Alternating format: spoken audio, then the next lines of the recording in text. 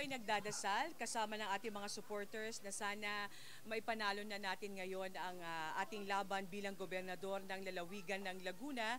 At alam nyo, para sa isang kandidatong galing sa pagkatalo sa pagkagobernador, talagang ibinuhos na natin ng lahat dito kasama ng ating mga taga-suporta para maipanalo ang laban na ito. But at the end of the day, ang pinagdadasal ko kung ito ang ilalaan ng Panginoon mangyayari.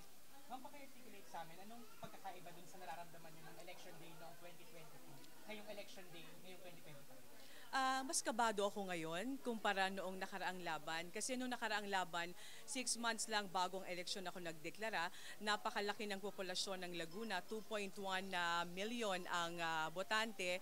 Kaya mahirap talaga pero inilaban pa rin namin kahit mahirap. Pero this time, noon halos wala kaming watchers, talagang kulang sa paghahanda. Pero this time, mas mahaba ang paghahanda at mas marami tayong naabot, mas marami tayong programang nagawa. Kaya mas kinakabahan ako ngayon. Ma'am, you're here with your daughter. How helpful is she in your campaign? Siyempre, si Anika kasi nag-iisa kong anak, no? So siya ang aking inspiration.